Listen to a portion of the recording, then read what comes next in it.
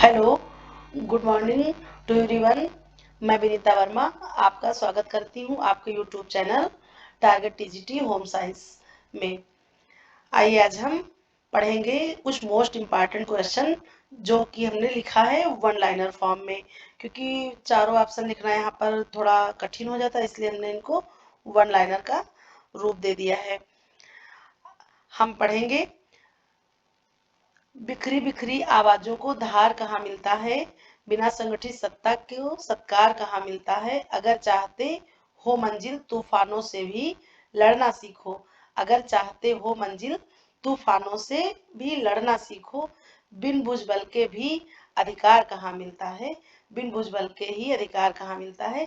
आइए इसी motivational line के साथ हम स्टार्ट करते हैं अपने क्वेश्चन को, जो कि न्यूट्रिशन साइंस से हमने उठाए हैं, जो कि हमने अपनी पहली वीडियो में प्रोटीन वसा और विटामिन से जो बनाए थे उससे हमने 40 क्वेश्चन बनाए हैं, और ये सारे क्वेश्चन सेल्फ मेड हैं। हो सकता है इसमें कुछ पीवाईक्यू भी हो, लेकिन हमने बनाए इनको सारे खुद से ही हमने लिखा है। और उसके बाद आपके 40 के बाद जो है 70 तक की हैं शायद, या 75 तक क्वेश्चन होंगे, वो पूरे टॉपिक से न्यूट्रिशन साइंस के हमने उठाए हैं। आइए देखते हैं क्वेश्चन नंबर फर्स्ट।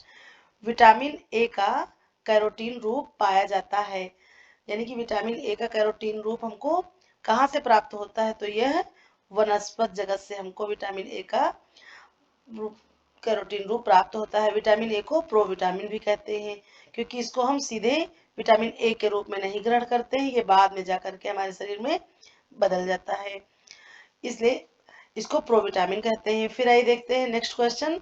सबसे अधिक शर्करा होती है, या कह सकते हैं कि सबसे अधिक शर्करा किसके दूध में पाई जाती है, तो वो माँ के दूध में पाई जाती है, लगभग लगभग 6 से 7% तक। फिर आइए देखते हैं नेक्स्ट क्वेश्चन। स्टार्च को शर्करा में बदलता है, या कह सकते हैं स्टार्च को शर्करा में कौन सा एंजाइम बदलता है, तो टायरिन एंजाइम स्टार्च को शर्करा के रूप में बदलता है। फिर आइए देखते हैं नेक्स्ट क्वेश्चन।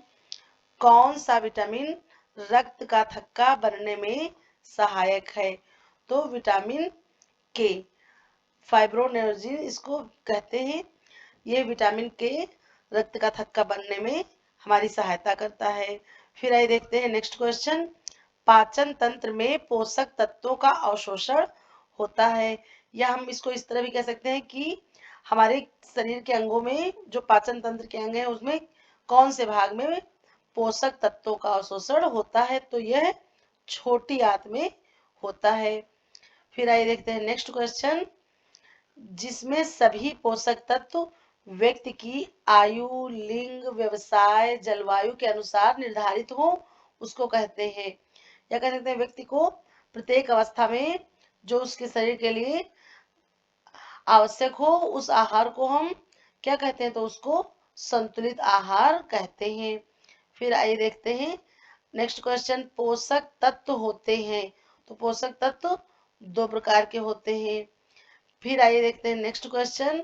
हैरिंग, करल, सालमन, सार्डिन मछलियों में कौन सा विटामिन पाया जाता है, तो इनमें विटामिन ई पाया जाता है। जो लिखा हुआ है हैरिंग, करल, सालमन, ये मछलियों की एक प्रजाति के नाम लिखे हैं, तो इन मछलियों में हमको विटामिन ई प्राप्त होता है। विटामिन ई की कमी से बांझपन रोग भी हो जाता है, या प्रजनन क्षमता की कमी होती है। फिर आइए देखते हैं नेक्स्ट क्वेश्चन। लाइपेज एंजाइम किस पर क्रिया करता है, तो लाइपेज एंजाइम अमाशयी रस पे प्रक्रिया करता है। फिर देखते हैं नेक्स्ट क्वेश्चन। 1 ग्राम वसा में कितनी कैलोरी या केसीएल हमको ऊर्जा प्राप्त होती है, तो 1 ग्राम वसा में 9.2 कैलोरी ऊर्जा हमको प्राप्त होती है। कहीं पर आपको 9.9 कैलोरी भी लिखा मिल जाएगा, वो आंसर हम अपने ऑप्शन के अकॉर्डिंग देंगे। फिर है नेक्स्ट क्वेश्चन। 1 ग्राम प्रोटीन में कितनी कैलोरी ऊर्जा पाई जाती है, तो 1 ग्राम प्रोटीन में 4.2 कैलोरी ऊर्जा प्राप्त होती है, ये भी कहीं कहीं 4 कैलोरी लिखा मिलेगा आपको। फिर है आपका नेक्स्ट। 1 ग्राम कार्बोहाइड्रेट में कितनी ऊर्जा प्राप्त होती है, तो 1 ग्राम कार्बोहाइड्रेट में 4.2 कैलोरी ऊर्जा हमें प्राप्त होती है। इसको कहीं पर हम नोट डाउन कर लेंगे। फिर है नेक्स्ट क्वेश्चन, मक्के में कौन सा विटामिन होता है? तो मक्के में कौन सा विटामिन प्राप्त होता है? मक्के में विटामिन ए मौजूद होता है। फिर है आपका नेक्स्ट क्वेश्चन, राष्ट्रीय पोषण संस्थान निन ये कहाँ पर स्थापित है? तो ये हैदराबाद में स्थापित है। फिर ये देखते हैं नेक्स्ट क्वेश्चन, विटामिन सी किसके अवशोषण में सहायक है? तो विटामिन सी आयरन के अवशोषण में सहायता करता है।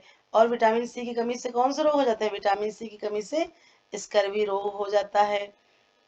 विटामिन सी के स्रोत कौन कौन से हैं? तो खट्टे फल और हरी सब्जियां, पालक, गोब जो है पत्तेदार सब्जियां जो होती हैं, इनसे हमको विटामिन सी प्राप्त होता है। और विटामिन सी अम्ल व क्षार के प्रभाव से वह धूप के प्रभाव से तुरंत नष्ट हो जाता है और यह वसा में घुलनशील विटामिन है।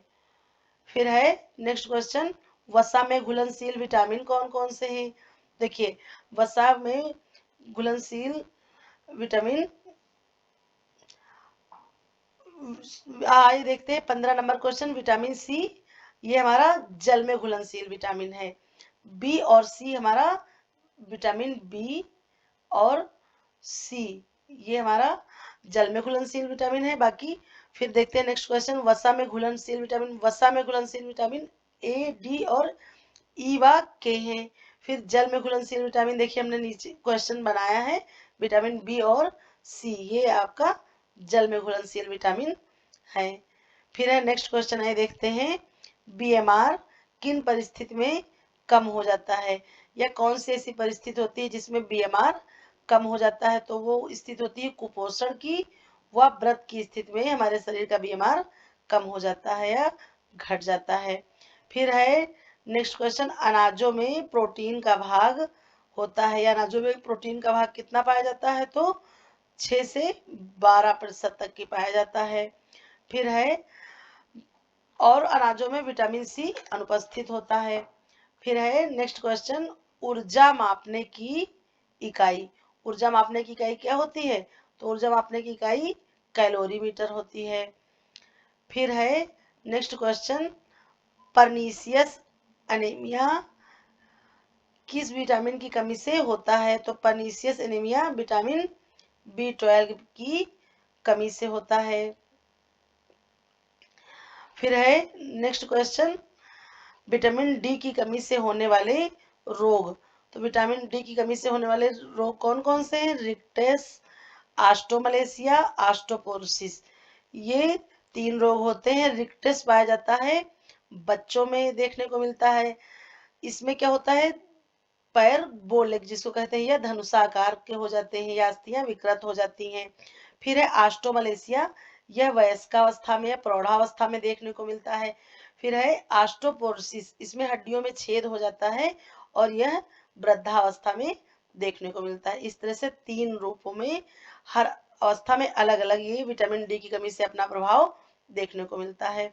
फिर है नेक्स्ट क्वेश्चन, कैल्सिफिकेशन कहलाता है, कैल्सिफिकेशन क्या कहलाता है? हड्डी व दांतों में कैल्शियम का जुड़ना, ये क्या कहलाता है? हमारे दांतों में और हड्डियों में जब कैल्शियम जुड़ता है तो उसको कहते हैं कैल्सिफिकेशन। और एक होता है, हमने इसका क्वेश्चन नहीं बनाया, डीकैल्सिफिकेशन। तो डीकैल्सिफिकेशन में होता है हड्डी व दांतों से कैल्शियम का हटना। जब कैल्शियम की कमी होने लगती है हमारे दांतों व हड्डियों में, उस स्थिति को हम कहते हैं डीकैल्सिफिकेशन। वह जब जुड़ने लगता है तो उसको कहते हैं कैल्सिफिकेशन। फिर है नेक्स्ट क्वेश्चन, पेलाग्रा किस विटामिन की कमी से होता है? तो पेलाग्रा किस विटामिन की? विटामिन B3 की कमी से होता है। और B3 में इसको हम एक प्रकार से इसमें डेथ हो जाती है। B3 में जो है डायरिया, डर्मेटाइटिस और डिमेंशिया, डायरिया में लूज मोशन, डर्मेटाइटिस और डिमेंशिया याददाश्त की कमी, ये 3 लक्षण देखने को मिलते हैं। लास्ट में 4D भी हो जाता है जिससे मृत्यु तक की हो सकती है। फिर है next question, iron plus protein ये इनसे मिलकर क्या बनता है? तो ये हीमोग्लोबिन बनता है, क्योंकि हीमोग्लोबिन में हीम का मतलब होता है आयरन व ग्लोबिन एक प्रोटीन है। इस प्रकार से हीमोग्लोबिन मिलकर, आयरन और प्रोटीन मिलकर के हीमोग्लोबिन बनता है।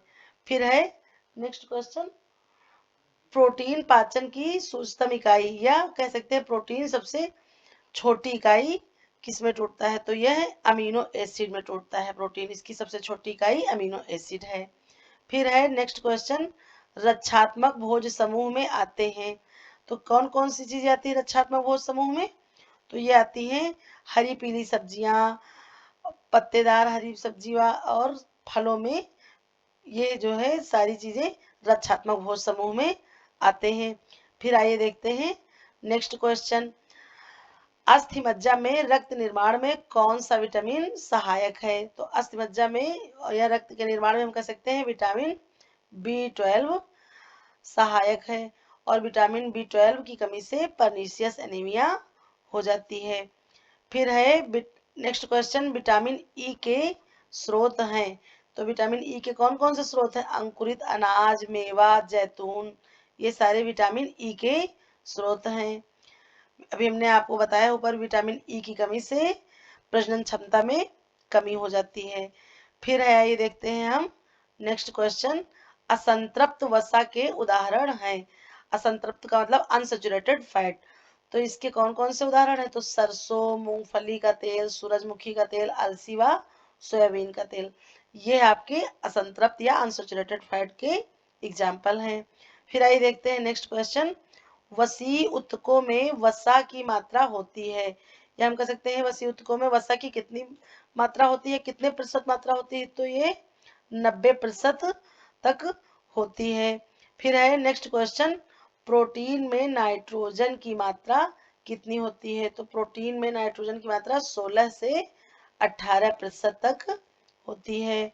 फिर है नेक्स्ट क्वेश्चन, मेगलोब्लास्टिक एनीमिया किस विटामिन की कमी से होता है, तो मेगलोब्लास्टिक एनीमिया विटामिन B9 की कमी से होता है। देखिए दो क्वेश्चन है, विटामिन B12 की कमी से पर्नीशियस एनीमिया व विटामिन B9 की कमी से मेगलोब्लास्टिक एनीमिया होता है। इस पॉइंट को आप कहीं ना कहीं अपनी कॉपी में नोट डाउन कर लीजिएगा। फिर है नेक्स्ट क्वेश्चन, नवजात बेरी बेरी रोग होता है, बेरी बेरी रोग किस विटामिन की कमी से होता है, तो विटामिन B की कमी से बेरी बेरी होता है, यह भी 3 प्रकार का होता है। तो नवजात बेरी बेरी 2 से 6 माह के बच्चों में आपको देखने को मिलता है अधिकतर। फिर है नेक्स्ट क्वेश्चन, विटामिन ए का रेटिनाल रूप किससे प्राप्त होता है, तो विटामिन ए को, जिसको हमने बताया था कि प्रोविटामिन भी कहते हैं, ये हमको किससे प्राप्त होता है, तो ये प्राणिज जगत से प्राप्त होता है। और कैरोटीन कहाँ से प्राप्त होता है, तो कैरोटीन वनस्पत जगत से प्राप्त होता है, दोनों ही विटामिन ए के रूप है। फिर है नेक्स्ट क्वेश्चन, जिसे हम वास्तविक रूप में ग्रहण नहीं करते हैं उसे क्या कहते हैं, देखिए अभी हमने आपको बताया ऊपर, तो हम विटामिन ए को वास्तविक रूप में नहीं ग्रहण करते हैं, वही हमारा प्रोविटामिन कहलाता है। फिर है हमारा नेक्स्ट क्वेश्चन, विटामिन की खोज किसने की, तो विटामिन की खोज की थी फंक ने सन 1911 व 12 के बीच में विटामिन की खोज की थी। फिर है नेक्स्ट क्वेश्चन, प्रोटीन में नाइट्रोजन की मात्रा ज्ञात करने के लिए कौन सा टेस्ट करते हैं, तो कौन सा टेस्ट किया जाता है नाइट्रोजन की मात्रा जानने के लिए, तो उसको जेल्डार्ड टेस्ट कहते हैं। फिर हम देखते हैं नेक्स्ट क्वेश्चन, वसा की कमी से कौन सा रोग हो जाता है, तो वसा की कमी से फाइनोडर्मा रोग देखने को मिलता है। इस फाइनोडर्मा रोग में क्या होता है, हमारी त्वचा प्रभावित होती है, त्वचा कड़ी व रूखी हो जाती है बेजान सी, और कछुए के समान, कछुए की पीठ के समान कड़ी कड़ी सी हो जाती है। फिर आइए देखते हैं नेक्स्ट क्वेश्चन, ग्लाइकोजन संश्लेषण किससे बढ़ता है, तो ग्लाइकोजन संश्लेषण बढ़ता है इंसुलिन से। यह इंसुलिन हमारी अग्नाशय से निकलने वाली अल्फा बीटा गामा सेल्स होती हैं, उसमें बीटा सेल से इंसुलिन श्रवण होता है, और इंसुलिन की कमी से हमें मधुमेह रोग हो जाता है।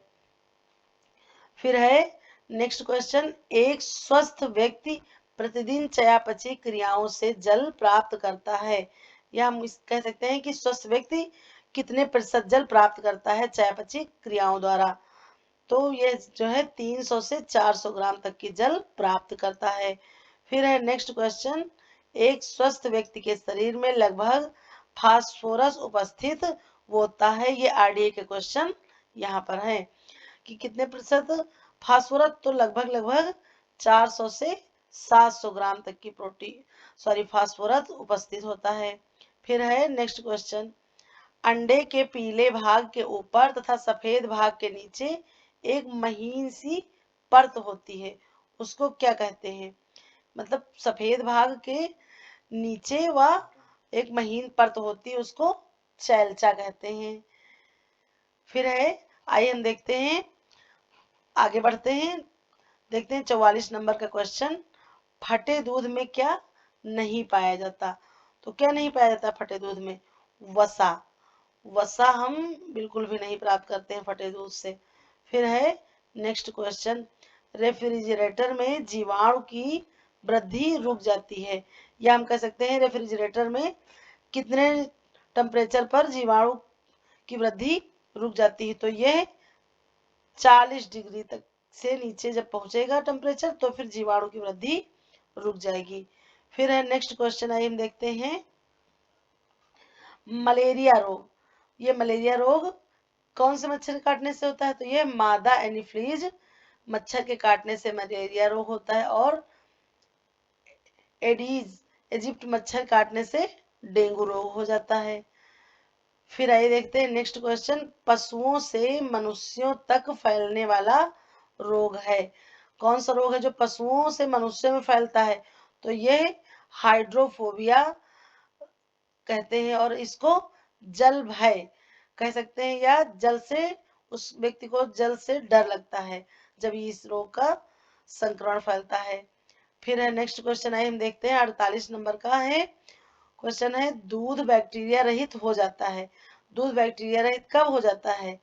तो यह उबालने पर दूध बैक्टीरिया रहित हो जाता है। फिर आइए हम देखते हैं नेक्स्ट क्वेश्चन, बुजुर्गों के इलाज को कहते हैं, तो बुजुर्गों के इलाज को क्या कहते हैं? जरा चिकित्सा। बुजुर्गों के इलाज को जरा चिकित्सा भी कहते हैं। फिर आइए हम देखते हैं next question, world AIDS day, या कह सकते हैं कि एड्स दिवस, विश्व एड्स दिवस कब मनाया जाता है? तो यह 1 दिसंबर को मनाया जाता है। फिर आइए हम देखते हैं नेक्स्ट क्वेश्चन, अस्थि विकृत नाशक विटामिन कहते हैं। अस्थि विकृत का मतलब हमने बताया था आपको, अस्थि भंग, या इसमें इसकी कमी से पैर टेढ़े मेढ़े हो जाते हैं, अस्थियों में छेद हो जाता है, ये जो है विटामिन डी की कमी से हो जाते हैं। ये सारे रोग हमको देखने को मिलते हैं, इसमें अस्थियां विकृत हो जाती हैं विटामिन डी की कमी से। फिर है नेक्स्ट क्वेश्चन, कैल्शियम की अधिकता से होने वाला रोग। तो कैल्शियम की अधिकता से कौन सा रोग हो जाता है? तो हाइपर पैराथायराइडिज्म रोग हो जाता है। फिर है, अगर किसी भी पोषक तत्व की अगर अधिकता होती है तो उसको हाइपर कहते हैं। फिर है अगला क्वेश्चन, कैल्शियम की कमी से होने वाला रोग, तो इसको हम कहते हैं हाइपोपैराथायराइडिज्म।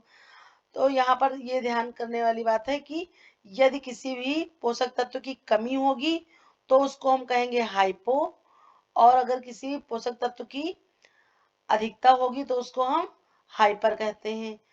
फिर आइए देखते हैं नेक्स्ट क्वेश्चन, विश्व स्वास्थ्य संगठन में स्वचालित टेलेक्स सेवा कब शुरुआत की गई है? डब्ल्यूएचओ ने स्वचालित टेलेक्स सेवा योजना कब शुरू की? तो यह 1972 में शुरू की गई। फिर है, पोषण विज्ञान का पिता या जनक किसको कहते हैं? तो लेवाइजर, या एंटोनी लेवाइजर इनका पूरा नाम है, ये पोषण विज्ञान के जनक माने जाते हैं। फिर है, आइए देखते हैं हम 56 का नंबर क्वेश्चन, सूर्य का प्रकाश या सूर्य के प्रकाश की उपस्थिति में निर्माण होता है। तो यह पेड़ों में निर्माण होता है किसका? प्रकाश संश्लेषण क्रिया के द्वारा सूर्य के प्रकाश की उपस्थिति में कार्बोज का निर्माण होता है। फिर है नेक्स्ट क्वेश्चन, हम देखते हैं, विटामिन का शाब्दिक अर्थ होता है। विटामिन का शाब्दिक अर्थ क्या होता है? तो जीवन देने वाला। यह एक माइक्रोन्यूट्रिएंट है, यह बहुत कम मात्रा में हमारे शरीर में आवश्यक होता है, परंतु इसको हम जीवन देने वाला भी कहते हैं, क्योंकि ये हमारे शरीर के लिए अति अति महत्वपूर्ण है। फिर है 58 नंबर क्वेश्चन, एक स्वस्थ व्यक्ति कितने खनिज लवणों की आवश्यकता रखता है, या एक स्वस्थ व्यक्ति के शरीर में कितने खनिज लवणों की आवश्यकता होती है? तो ये 24 खनिज लवण होते हैं, या हम कह सकते हैं 24 मिनरल्स होते हैं। हमने अपनी पहली वीडियो में जो 24 मिनरल्स हैं उनके बारे में डिटेल से बताया है। 2400 मिनरल्स को हमने डिटेल में समझाया है, आप जा करके देख लीजिएगा। वीडियो की लिंक हमने डिस्क्रिप्शन में दे दी है, आप वहां जा करके जो है उसको पढ़ सकते हैं। फिर देखते हैं नेक्स्ट क्वेश्चन, ICMR के अनुसार विटामिन डी की दैनिक मात्रा एक गर्भवती महिला के लिए होनी चाहिए, या हम कह सकते हैं इंडियन काउंसिल मेडिकल रिसर्च के अनुसार विटामिन डी की दैनिक मात्रा एक गर्भवती महिला को कितनी मिलनी चाहिए? तो ये 10 UG, या फिर कह सकते हैं 400 इंटरनेशनल यूनिट। आयु को हम इंटरनेशनल यूनिट से जानते हैं, आप इतनी आवश्यकता होती है। फिर है next question, anti very very factor कहलाता है। तो एंटी वेरी वेरी फैक्टर कौन सा विटामिन कहलाता है? तो यह विटामिन B1 कहलाता है, एंटी वेरी वेरी फैक्टर। फिर है, आइए हम देखते हैं नेक्स्ट क्वेश्चन, रेबीज को कहते हैं, या रेबीज को क्या कहते हैं? तो ये जल भय या हाइड्रोफेबिया भी इसी को कहते हैं। इसमें मनुष्य को जल से भय लगता है, ये कुत्ते के काटने पर होता है, उसकी लार के माध्यम से मनुष्य के शरीर में फैल जाता है रेबीज, तभी व्यक्ति को हाइड्रोफोबिया या जल भय रोग हो जाता है। फिर आइए हम देखते हैं नेक्स्ट क्वेश्चन, PEM का प्रथम सूचक है। PEM से तात्पर्य है प्रोटीन एनर्जी माल न्यूट्रिशन। इसका प्रथम सूचक, या फिर अगर इस रिक्वायरमेंट नहीं हो पाती है हमारे शरीर को, तो हमें सर्वप्रथम कौन सा सूचक या लक्षण मिलता है? तो आयु के अनुसार वजन का कम होना, या कह सकते हैं अगर PEM की कमी हो जाती है तो जितनी उम्र का बच्चा है उसको उतनी उम्र से उसका वजन कम रहता है। फिर आइए हम देखते हैं नेक्स्ट क्वेश्चन, टाइफाइड किस माध्यम से फैलता है? टाइफाइड जल और दूषित जल व दूषित आहार ग्रहण करने से हमारे शरीर में फैलता है। फिर आइए देखते हैं नेक्स्ट क्वेश्चन, पकाने के लिए गैर परंपरागत ऊर्जा स्रोत हैं। तो कौन कौन से पकाने के लिए हमको गैर परंपरागत ऊर्जा के स्रोत हैं? सौर ऊर्जा, पवन ऊर्जा, जल विद्युत ऊर्जा आदि, ये सारे हमारे गैर परंपरागत ऊर्जा के स्रोत हैं। फिर है नेक्स्ट क्वेश्चन, मानव शरीर की सबसे कड़ी वस्तु क्या है? तो सबसे कड़ी वस्तु क्या है? यह है हमारी अस्थियां। फिर है नेक्स्ट क्वेश्चन, वसा का अवशोषण होता है। तो वसा का अवशोषण कहाँ होता है? छोटी आंत में। वसा का अवशोषण हमारी छोटी आंत में होता है। फिर आइए हम देखते हैं नेक्स्ट क्वेश्चन, ऑन्कोलॉजी के अंतर्गत किसका निदान एवं उपचार होता है? या हम कह सकते हैं ऑन्कोलॉजी के अनुसार हम किसका अध्ययन करते हैं? तो कैंसर का अध्ययन या कैंसर का निदान व उपचार करते हैं। फिर आइए हम देखते हैं नेक्स्ट क्वेश्चन, क्षय रोग में किस प्रकार का ज्वर आता है? तो क्षय रोग में कौन सा रोग ज्वर हो जाता है? तो दीर्घकालिक ज्वर, या हम कह सकते हैं हमारा शरीर बहुत ही लंबे समय तक ज्वर की स्थिति में रहता है। फिर आइए हम देखते हैं नेक्स्ट क्वेश्चन, जल की शुद्धि के लिए किस रासायनिक अम्ल का प्रयोग किया जाता है? तो ये कौन सा रासायनिक अम्ल होता है? पोटेशियम परमैंगनेट, जिसको लाल दवा के नाम से भी जानते हैं। इसका प्रयोग जल शुद्धि के लिए किया जाता है। फिर आइए हम देखते हैं नेक्स्ट क्वेश्चन, श्वसन क्रिया 1 मिनट में कितनी बार होती है? तो श्वसन क्रिया 1 मिनट में 18 बार होती है, और हमको ये लिखा हुआ मिलेगा ऑप्शन में इस तरह से भी कि 16 से 18 बार श्वसन क्रिया 1 मिनट में एक स्वस्थ व्यक्ति की होती है। देखिए हमने पूरे 70 क्वेश्चन न्यूट्रिशन साइंस से बनाए हैं, आप लोग देखिएगा और कमेंट सेक्शन में कमेंट करके हमको बताइएगा कि आज का हमारा सेशन कैसा लगा। और इसके बाद आगे आपको जो भी टॉपिक पढ़ने हैं वो प्लीज हमें कमेंट करके बताइएगा और सजेस्ट करिएगा कि हम अपना प्रयास करते रहें और हमारा जो है मनोबल बढ़ता रहे। Thank you for watching. फिर मिलते हैं नेक्स्ट वीडियो में।